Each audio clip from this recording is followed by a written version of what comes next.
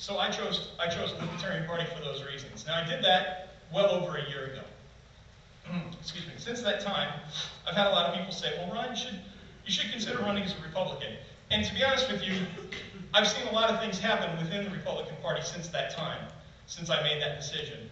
And I think it is moving in the right direction. I think you're a big part of that. So I think you thank yourself for that. But keep in mind, I made this decision quite some time ago. And after I decided, it wasn't just so easy to snap my fingers and change. So I decided to follow through with it this time around. Whatever happens after this is completely up in the air, I'm not sure. But anyway, I guess that's all I really had to say tonight. Thank you so much for having me up and allowing me to speak to you tonight, and I'd be happy to take any questions that you have now. Yes, sir? Where do you stand on the separation of church and state? Well, this is where I stand on the separation of church and state. I think that folks in America, you know, the constitutional stand on that is that the government does not dictate your religion or mandate that you have one or lack thereof. I think we're going to get along best in society when the government completely stays out of that. So that's what I believe. I believe the government shouldn't mandate your religion, a lack thereof. I don't think they have any place in it, frankly. And that's what I believe. I believe that's the constitutional stand on it. Any other questions? Yes, sir. In Washington, I don't know this, but I'm for term limits. I think that's the only viable way we're going to solve the real problem. What percent are for term limits, or do you know at all? In Washington? Yes. I have no idea, but if you look at their track records, I wouldn't guess many. Based on the fact that they keep getting reelected and they stay there, despite the fact that no one thinks they're doing a good job. I have to fill that place with enough people who are of that mindset. 2 years, we're maybe getting more people in there that are of a mindset of term limits. Right. Would you consider staying on in that case, in that capacity, knowing well that the person that may take your place may not be? Then we lose another possibility. It's a good question, and no, I got to tell you, unequivocally, no, I will not. I'm going to stand up and I'm going to make that promise. You know what? I have confidence that we can find somebody else to take over for me who will stand up for these values and take the torch. Okay? And I have so much confidence in our ability to do that. Someone here in this room can do that. You know, I believe that someone will do it, and I can find that candidate and endorse them when I'm finished. Do we have this kind of term limit speech in, say, state government? That's what I'm running for, is a state level office, state representative. Yes. Perhaps. I don't know. Maybe not. You know, I would have to do a good job first. Right. That's really up for you folks to decide. If you give me this chance to run for the state office, and someday you would like me to run for another office, then tell me. Tell me again, what office are you running for? State Representative, District 5. District 5. Yeah, I'm taking on a 18-year incumbent Democrat there. So, yes, sir. I sort of like, I know a lot of people favor term limits, but when John was up at the beginning, he said there's nothing better for term limits than you the people. I agree. Say, if you're not doing the job, throw them out. Yeah. And Yeah. I do agree with you, though, that I think if you're doing a good job, move up. Yeah. But just to eliminate your position, I mean, move on because you feel it's not right. I think if we had good conscientious politicians, somebody there that does a good job. Yeah, I think if we had good conscientious politicians, they would limit themselves, to be honest with you. But I think that we've proven time and time again that they won't. And that's why I favor this. Now, there's also some discussion on whether this is actually constitutional or not. And to be honest with you, I'm not 100%. I mean, like I said, I have some ideas about what they should be, but I mean, honestly, let's just get it out on the table, start discussing it so we can hammer through it. Yes, ma'am? Understanding that you kind of swayed between Republican and Libertarian, what were the deciding factors? What pushed you more towards being a Libertarian? I'm glad you asked that. First of all, there was the angle that I kind of touched on that I sort of stammered through, I'll be honest with you. I didn't really do a good job of explaining how I felt about maybe the Republicans not doing the job I wanted them to do. But second of all, the issues that swayed me specifically were simply this. Not long after I realized that I wanted to run for office, I realized that I wanted to run for office because I felt like my freedoms were being threatened or taken away from me.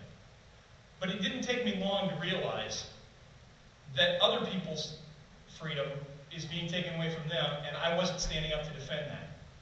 I only got really involved in the game when I thought it was coming closer to me, and frankly, I was ashamed of that. And I decided if I was going to defend freedom, I was going to defend freedom of people even when I didn't agree with what it was personally they wanted to do, to be honest with you.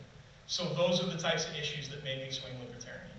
Does that go for like legalizing drugs and that type of stuff? 'Cause I know some strict libertarians want Yeah. all drugs legalized and that type of thing. So I'm kind of, I knew I couldn't get through a speech running as a libertarian without somebody bringing up the drug issue, so thank you. It was going to be breached eventually.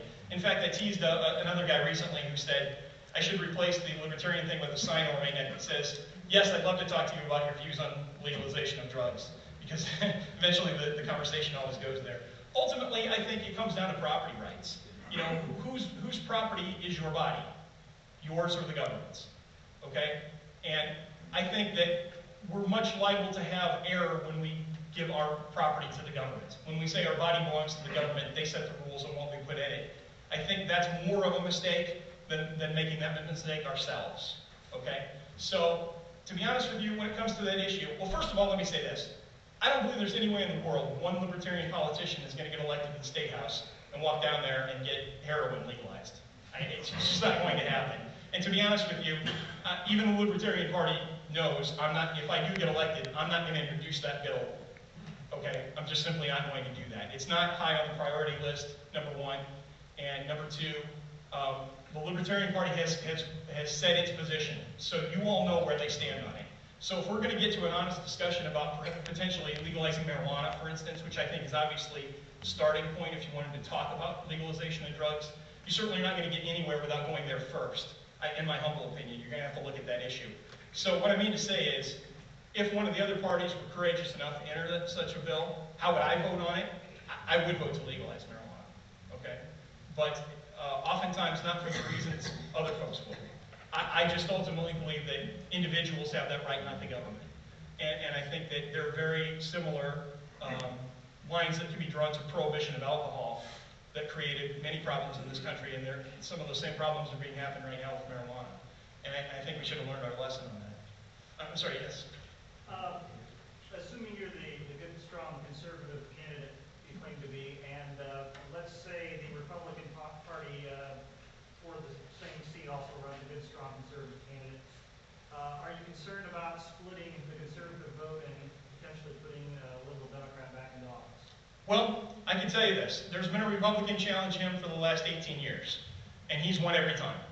So if I throw my hat into the ring this time and he wins again, I don't think it's fair to pin that loss on me, plain and simple.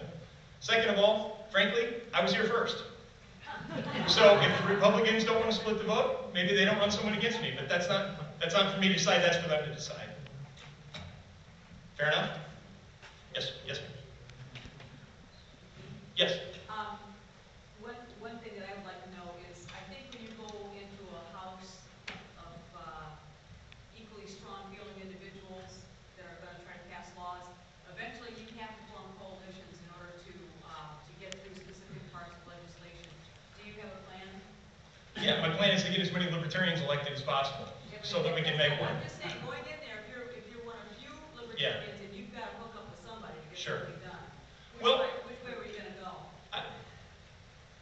If I were to be forced to pick, which I'm not sure I actually would technically, I think I'm more like Republican than I am a Democrat. You know. So you lean more toward the conservatives. Well, obviously, I'm very fiscally conservative, and many of our policies at the state level are about money. Okay, so obviously, if the Republicans are fiscally conservative, we're gonna agree on those things. Okay, so you know, obviously, in those ways, I will. But I mean, you know, I think the biggest thing I can do if I were to get elected as a libertarian for libertarianism, other than represent you well, is to establish a voting record so that the other people in Indiana can see what they'll get if they vote a libertarian into office. I think that's very important. So that's another one of my goals that I'll have. Anything else? I'll Yes, tell you sir. what, how about, oh, sorry, go ahead.